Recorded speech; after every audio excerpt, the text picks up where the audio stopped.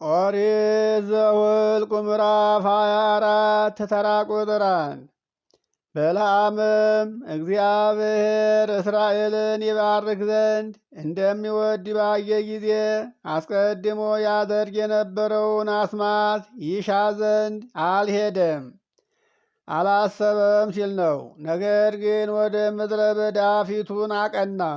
ተራ ቁጥር 2 በለዓምም ዓይኑን አንስቶ ቀና ገለጥ አድርጎ እስራኤልን በየነገዱ ተቀምጦ ተመለከተው። የእግዚአብሔርን መንፈስ በእሱ ላይ መጣ። ተራ ቁጥር 3 ምሳሌውንም ይመስል ጀመር፣ እንዲህም አለ።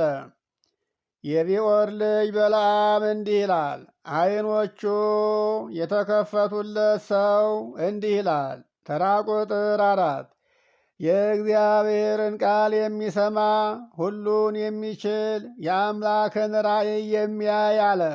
የወደቀው ዓይኖቹም የተከፈቱለት እንዲህ ይላል። ተራ ቁጥር 5 ያዕቆብ ሆይ ድንኳኖችህ፣ እስራኤል ሆይ ማደሪያዎችህ ምንኛ ያምራሉ፣ እንዴት ያምራሉ አለ። ተራ ቁጥር 6 እንደ ሸለቆዎች በወንዝ ዳር እንዳሉ አትክልቶች እግዚአብሔር እንደተከለው እሬት በውሃም ዳር እንዳሉ ዝግባዎች ተዘርግተዋል አለ። ተራ ቁጥር 7 ከማድጋዎቹ ውሃ ይፈሳል፣ ዘሩም በብዙ ውኆች ላይ ይሆናል። ንጉሡም ከአጋግ ይልቅ ከፍ ከፍ ይላል አለ። መንግሥቱም ይከበራል አለ። ተራ ቁጥር 8 እግዚአብሔርም ከግብፅ አውጥቶታል፣ ጉልበቱ አንድ ቀንድ እንዳለው ርኤም ነው አለ።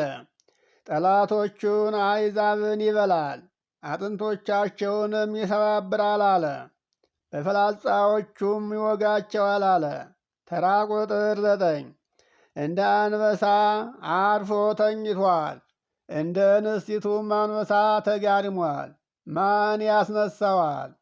ማንስ ይቀሰቅሰዋል? የሚመርቅህ ሁሉ የተመረቀ ይሁን፣ የሚረግምህም ሁሉ የተረገመ ይሁን አለ። ተራ ቁጥር 10 የባላቅም ቁጣ በበለዓም ላይ እንደ እሳት ነደደ፣ እጆቹንም አጨበጨበ። ባላቅም በለዓምን ጠላቶችን ትረግም ዘንድ ይጠራሁህን? እነሆም 3 ጊዜም ፈጽመህ መረቅካቸው። አሁንም እንግዲህ ወደ ስፍራህ ሽሽ አለው። ተራ ቁጥር 11 እኔ አከብርህ ዘንድ ወድጄ ነበር፣ አንተ ግን እግዚአብሔር ግን እነሆ ክብርህን ከለከለህ አለው። ተራ ቁጥር 12ና 13 በለዓምም ባላቅን እንዲህ አለው። ባላቅ በቤቱ የሞላውን ብርና ውቅቅ ቢሰጠኝ መልካሙንም ወይም ክፉውን ከልቤ ለማድረግ የእግዚአብሔርን ቃል እተላለፍ ዘንድ አይቻለኝም አለው። እግዚአብሔር የተናገረውን እርሱን ብቻ እናገራለሁ ብዬ ወደ እኔ ለላካቸው መልእክተኞችህ አስቀድሜ አልተናገርኩኝምን አለው። አሁንም ና፣ አሁንም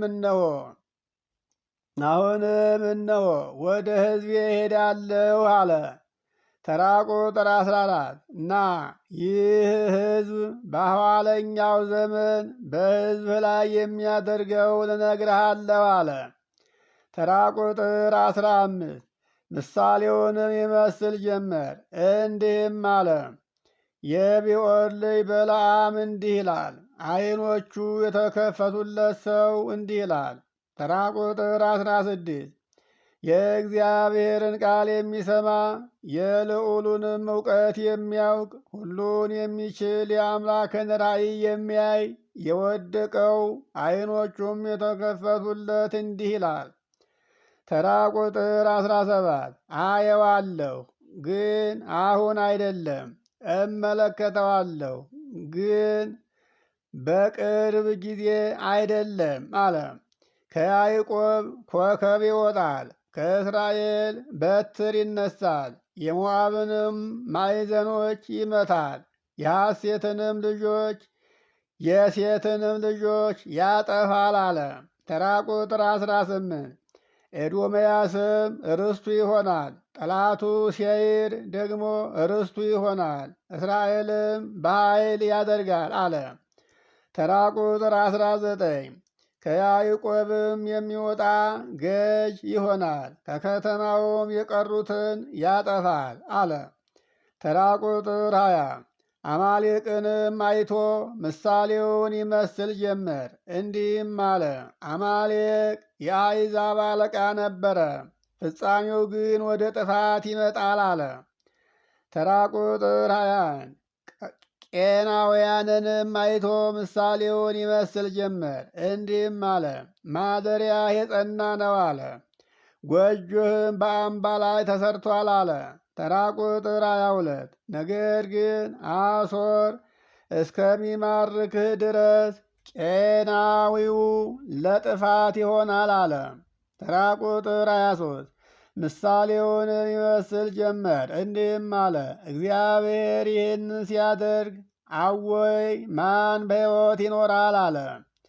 ተራ ቁጥር 24 ከኪቲም ዳርቻ መርከቦች ይመጣሉ፣ አሦርንም ያስጨንቃሉ፣ ኤቦርንም ያስጨንቃሉ፣ እርሱም ደግሞ ወደ ጥፋት ይመጣል አለ።